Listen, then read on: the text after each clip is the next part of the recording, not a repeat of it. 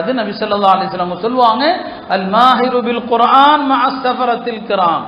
குர்ஆனை திறம்பட ஓதுபவர், குர்ஆனை அழகா ஓதுபவர், தஜ்வீதுடைய உச்சரிப்புகளோடு ஓதுபவர் அவர் மேலான வானவர்களோடு இருப்பார் என்று சொன்னாங்க.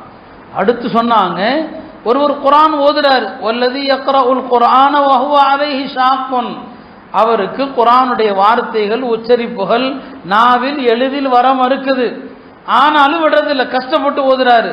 யார் கஷ்டப்பட்டு திக்கி தடுமாறி குர்ஆன் ஓதுகிறாரோ ஃபலஹு அஜ்ரானி, அவருக்கு 2 கூலி உண்டுன்னு சொன்னாங்க.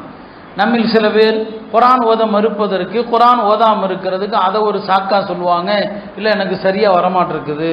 இது ஒரு சாக்கல்ல. குர்ஆனை யாராவது ஒரு ஆலிமின் மூலமாக சரியா ஓத கற்றுக்கொள்ளணும்.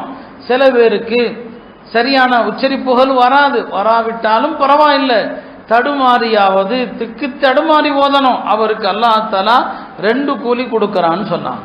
குர்ஆனுடைய ஒரு எழுத்துக்கு 10 நன்மை என்பதாக பெருமானார் ஸல்லல்லாஹு அலைஹி வஸல்லம் அவர்கள் சொன்னாங்க.